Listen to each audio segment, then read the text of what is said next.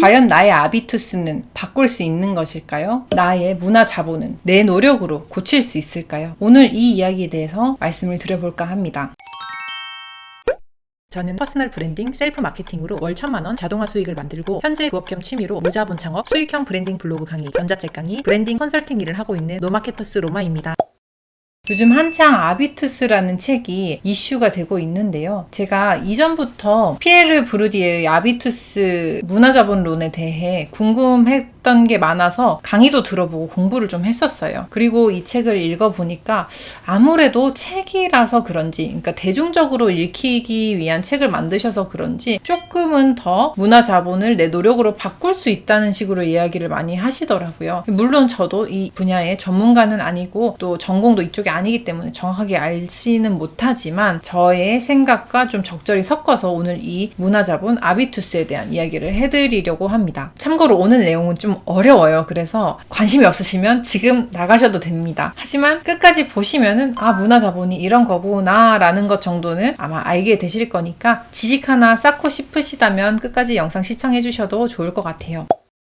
저자 도리스 메르티는 처음 이 아비투스 책의 7가지 아비투스 자본에 대해서 이야기합니다. 그 7가지는 첫 번째 심리, 두 번째 문화, 세 번째 지식, 네 번째 경제, 다섯 번째 신체, 여섯 번째 언어, 일곱 번째 사회, 이렇게 7개를 이야기를 하는데요. 사실 피에르 브루디에는 여기서 문화 자본에 대해서 가장 크게 이야기를 했었고 나머지 부분에 대해서는 많이 언급을 하지는 않았었어요. 그래서 문화 자본에 대해서 말씀을 좀 드릴까 하는데요. 아비투스를 한마디로 정의하자면요. 후천적으로 학습되고 상당한 영속성을 지니며 특정 방식의 지각, 사유, 행동을 통해서 발현되는 체화된 현상이라고 합니다. 결국 뭐냐면요. 태어나서 환경적으로 어떻게 배우느냐에 따라서 내 몸에 새겨지는 나무의 나이결 같은 거거든요.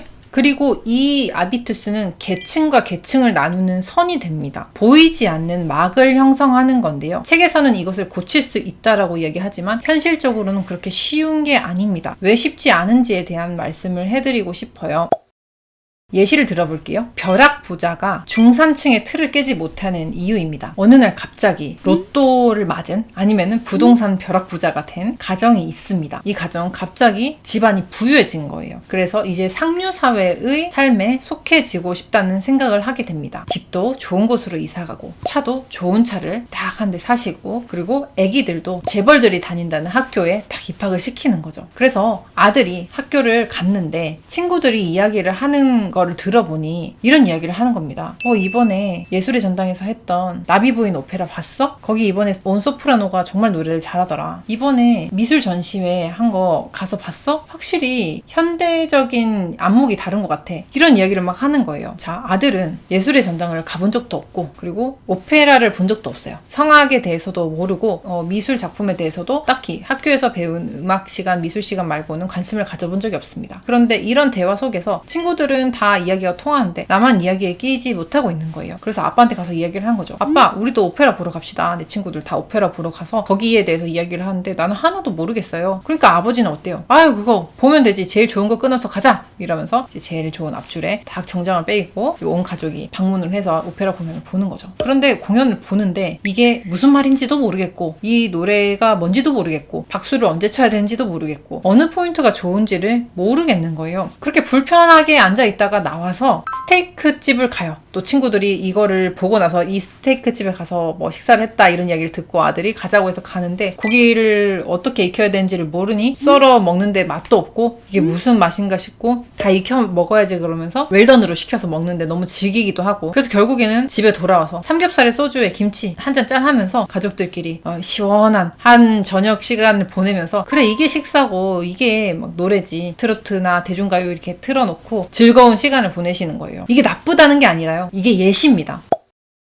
그러니까 내가 후천적으로 아무리 노력을 해서 이런 문화자본을 만들려고 해도 아들의 친구들은 아주 어릴 때부터 그냥 몸에 스며들듯이 그것들을 배웠던 거고 이 벼락부자 아들은 후천적인 노력으로 그것을 해보려고 노력을 하는 거잖아요. 그러니까 이것을 받아들이는데 분명히 한계가 있는 거예요. 특히 부모님 세대는 그건 정말 공부거든요. 즐기는 것이 아니고 오페라를 보러 갔는데 즐기지 못하고 공부를 하고 오는 거면 그거는 즐거운 시간이 아닌 거잖아요. 결국에는. 그래서 말씀드리고 싶었던 싶었던 건 이 아비투스라는 것이 뭐 좋고 나쁘고의 문제가 아니고 너무 어릴 때부터 스며들듯이 배워지는 것들이기 때문에 노력을 할 수는 있지만 그들처럼 완벽히 동화되기는 조금 어렵다라는 거죠. 그리고 이 계층과 계층에서는 이 아랫계층이 윗계층으로 올라오려고 하는 모습을 그냥 보고 있지 않습니다. 예를 들어서 이 아들이 열심히 공부를 해서 이제 이 친구들과 대화를 할 수 있는 수준이 되었다고 해도 상류층, 더 상류층에 있는 친구들은 이제 얘랑 나랑 같은 연주를 보고 다 같은 생각을 한다고? 에이 그건 아니지라고 생각을 하면서 아예 외국으로 연주를 보러 가거나 해외여행을 뭐 크루즈를 타러 간다거나 아주 더 높은 이 친구가 근접할 수 없는 행동을 하기 시작하는 겁니다. 그래서 계급은 계속 이 계급이 올라온다 해도 윗계급도 더 올라가는 식으로 이렇게 보이지 않는 선을 뚫고 올라가지를 못하는 거죠. 이게 문화 자본입니다.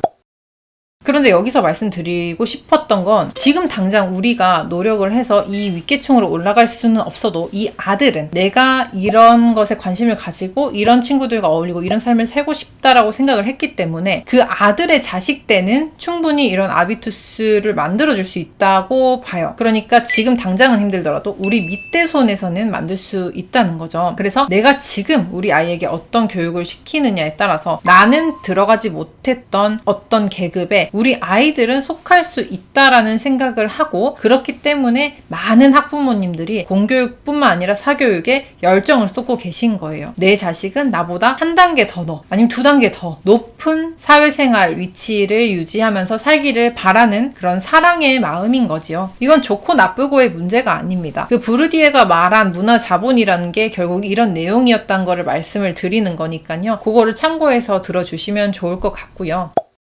또 하나 중산층과 이제 고급 계층에서 배우는 것들 차이를 보면요. 중산층은 효율이 있는 것들을 배우려고 해요. 예를 들어서 프랑스어, 피아노, 축구 이걸 배우는 군과 그리스어, 바이올린, 골프 이걸 배우는 군의 차이를 생각을 해보시면 돼요. 프랑스어는 많은 나라에서 사용을 하고 있는 언어죠. 그런데 그리스어는 어떤가요? 사용을 많이 안 하는 언어란 말이에요. 그리고 예체능도 대중적으로 그리고 편하게 아무 데서나 할 수 있는 피아노와 조금은 더 시간과 노력과 아주 어릴 때부터 배워야지만 효과를 낼 수 있는 바이올린을 가르치는 거. 여러 명이서 함께 그리고 쉽게 공 하나만 있으면 참여할 수 있는 축구 그리고 모든 것이 갖춰진 필드가 아니면 할 수 없는 골프 이거를 가르치는 것의 차이를 아시겠죠? 그러니까 결국에는 중산층일수록 고급 상위계층이 아닌 군일수록 효율적인 것들을 더 많이 가르치게 되고 배우게 되는데요. 고급 계층, 피라미드의 위에 있는 계층들은 그런 것들이 아닌 배워도 그만 안 배워도 그만인 것들을 가르친다는 겁니다. 그래서 상위 계층들은 자신의 위치를 유지하는 데 힘을 쓰고요. 중상위 계층은 아이들의 교육에 열광을 하는 거죠. 그리고 상위 계층은 이야기를 하지 않습니다. 자신들이 어떻게 생활하는지 어떤 식으로 부를 축적했는지 그리고 이것을 어떻게 유지하는지도 이야기를 하지 않아요. 왜냐하면 그것은 그들만의 리그이기 때문입니다. 지위가 취향을 결정하고 취향은 되물림 되죠. 7가지 자본 중 6가지 자본은 노력으로 고칠 수 있지만 문화 자본은 쉽지 않습니다. 그래서 공부도 중요하지만 그것보다 중요한 것이 부르디에가 말하는 문화 자본을 어떻게 형성시켜 주는 것인가 라고 생각을 해요. 그리고 부르디에의 구별짓기론이라고 하거든요. 이렇게 그룹을 그룹 짓게 되는 것. 이것이 진실이라면 어떤 공부보다 문화 공부를 먼저 시켜주는 게 맞는 게 아닐까요? 국내의 교육체계는 이런 예체능을 하등시하고 있습니다. 체육이나 음악, 미술 활동을 점차 줄여나가고 있죠. 하지만 선진국일수록 주요 과목보다 운동이나 음악, 미술 등 아이들이 문화적으로 자랄 수 있는 환경을 더욱더 중요시 여기고 있습니다. 그렇기 때문에 대한민국의 부모라면 오히려 더 이런 쪽으로 문화적으로 더 깨쳐 있어야 되지 않나 라고 저는 그렇게 생각을 하면서 살아가고 있고요. 내가 내 가정에서 좋은 문화자본을 만들어 준다면 그것과 어울리는 문화자본을 가진 친구들과 어울리고 또 가정을 이루면서 살 수 있습니다.